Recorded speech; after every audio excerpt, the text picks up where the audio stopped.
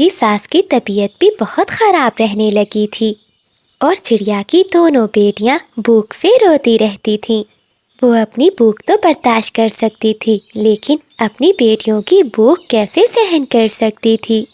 कोमल चिड़िया नाराश हो जाती है। तभी उसको याद आता है। वो अपने गले से सोने की चैन उतारती है। ये हार मुझे मेरी माँ ने दिया था। मैंने सोचा था अपनी बेटियों को दूंगी, लेकिन अब इसका समय आ गया है। इसे ही बेचकर मैं कोई काम शुरू करूंगी। ऐसा सोचते हुए कोमल चिड़िया उल्लू सुनार की दुकान पर जाकर वो हार बेच देती है, जिससे उसे कुछ पैसे मिल जाते हैं। मैं अपने परिवार को ऐसे भूखे नहीं मरने दूंगी। इन पैसों से कोई ना कोई कारोबार जरूर शुरू करूंगी। लेकिन इतने थोड़े पैसों में मैं कौन सा कारोबार शुरू करूं? कुछ दिनों बाद कोमल चिड़िया को उसकी माँ वाले जंगल का एक चिड़ा मिलता है। चंदू चिड़ा कोमल चिड़िया की शादी से पहले उसे बहुत पसंद करता था, लेकिन कभी उससे कुछ कह नहीं पाया था। कोमल, तुम यहाँ कैसे? और तुमने अपना ये कैसे हाल बना रखा है? चंदू, मैं ठीक हूँ। यहीं पास में तिनकों के घोंसले में रहती हूँ। मगर कोमल, तुम्हारा पति तो बहुत अमीर था, फिर तुम ये तिनकों के घोंसले में कैसे? चंदू, मेरे पति अब इस दुनिया में नहीं रहे। घर बिक गया। बहुत गरीबी में दिन गुजार रहे हैं हम। कोई काम भी नहीं कर पा रही हूँ। मेरे पास केवल यही पैसे हैं। मेरी सास बहुत बीमार रहती है और मेरी दो बेटियाँ भी हैं। वक्त ने हमारा साथ छोड़ दिया। मैं सब कैसे कर पाऊंगी? चिंता नहीं करो कोमल, तुम चलो मेरे साथ। फिर चंदू चिड़ा कोमल चिड़िया को एक बड़ी चूड़ियों की दुकान पर ले जाता है। कोमल, ये मेरी ही दुकान है। तुम्हें फ्री में देकर मैं तुम्हारे आत्मसम्मान को ठेस नहीं पहुंचाना चाहता, इसलिए मैं तुम्हें कुछ पैसों में ये टोकरी भरकर चूड़ियां दे रहा हूँ। मैं तुम्हें ये केवल आधे रेट में दे रहा हूँ। तुम इन चूड़ियों को जंगल में पहले कम दाम पर बेचना, और फिर जैसे ही मुनाफा दिखाई दे तो दाम बढ़ा देना। ये देखकर कोमल चिड़िया बहुत खुश होती है, क्योंकि उसे अपनी परेशानी का हल जो मिल गया था। वो चूड़ियों की टोकरी उठाए वहाँ से चली जाती है और जंगल में चूड़ियाँ बेचना शुरू कर देती है। चूड़ियाँ लो चूड़ियाँ, सुहागन वाली रंग बिरंगी चूड़ियाँ लो। कोमल चिड़िया जंगल के हर कोने में जा जाकर पक्षियों के घरों में चूड़ियाँ बेचती थी और बीच बीच में आकर अपने परिवार को भी देख लेती थी। आसपास के पक्षी उससे चूड़ियाँ खरीदते थे। सभी पक्षियों को चिड़िया की चूड़ियाँ बहुत पसंद आने लगी थीं।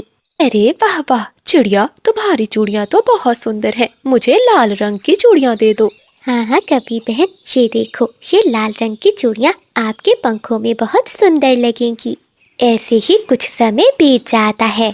अब कोमल चिड़िया के भी अच्छे दिन होने लगे। कोमल चिड़िया चंदू चिड़े के पास जाती है।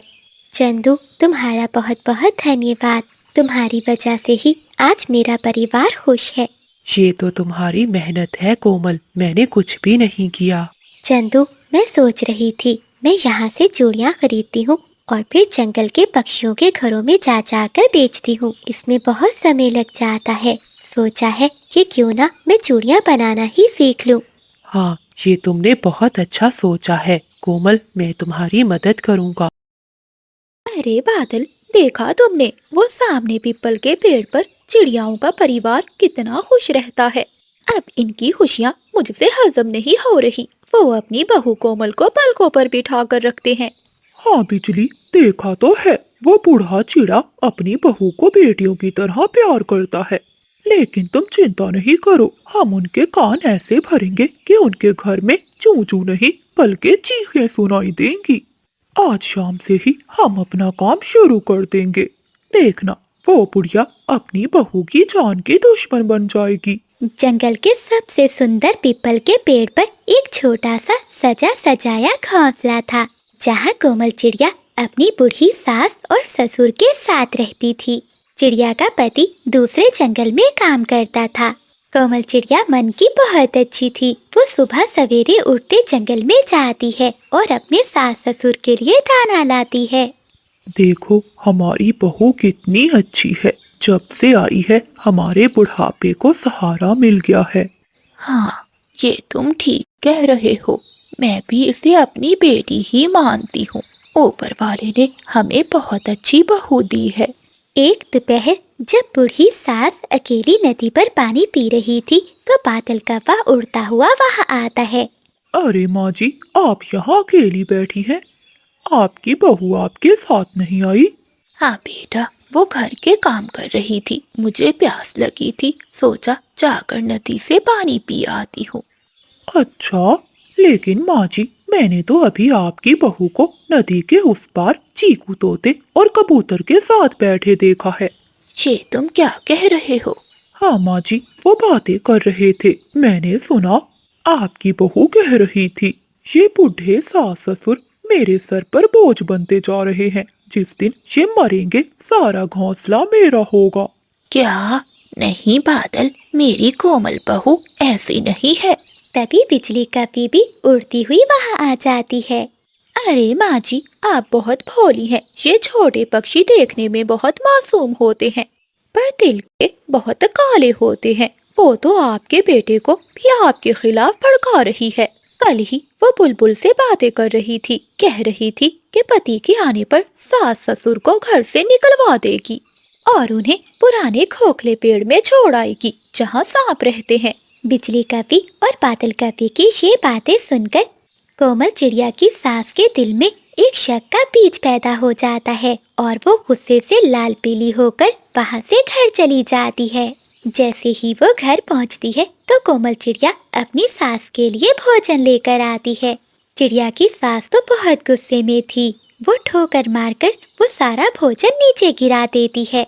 ले जा ये जहर, मुझे मारकर मेरा घर हड़पना चाहती है। मुझे सब पता चल गया है कि मेरे पीठ पीछे तू मेरे मरने की प्रार्थना करती है। कोमल चिड़िया ये सब सुनकर रोने लगती है। माँ जी, ये आप क्या कह रही हैं? मैंने तो कभी ऐसा नहीं सोचा। चुप कर जा, अब से तू इस घोंसले के अंदर कदम नहीं रखेगी। अब से तू बाहर डाल पर ही बैठी रहेगी और रात भर पहरा देगी। अगर सोई तो मैं तेरी आंखें निकाल लूंगी। बूढ़ा चिड़ा चुपचाप ये सब सुन रहा था। वो बीमार था, वो कुछ भी बोल नहीं पाता। कोमल चिड़िया रोते हुए वहां से चली जाती है। ठंडी रात में कोमल चिड़िया बाहर डाल पर बैठी रोती रहती है। वहीं दूर बैठे बिजली और बादल ये सब देखकर बहुत खुश हो रहे थे। ऐसे ही कई दिन गुजर जाते हैं। कोमल चिड़िया अब बहुत बीमार पड़ जाती है। बादल जी, अब हमारी आखिरी चाल है, तुम बैठो, मैं अभी आती हूँ। ऐसा कहते हुए बिजली कभी अपने घर से निकलती है और चिड़िया की सास के पास जाती है, जो एक पेड़ के नीचे बैठी हुई थी। माँ जी, मैं अभी देख कर आ रही हूँ। चिड़िया जो आपके लिए भोजन लेकर आ रही है, उसने उसमें कुछ मिलाया है। न जाने कौन सी दवा थी वो। मुझे तो लगता है वो आपको मारना चाहती है। ये सुनकर चिड़िया की सास बहुत गुस्से में आ जाती है और वो अपने घर जाती है। रसोई में बैठी चिड़िया भोजन बना रही थी। माँ जी, आ गई आप? ये लीजिए गर्मा गर्म भोजन। मुझे सब पता चल गया है, तू मुझे ये भोजन खिलाकर मारना चाहती है।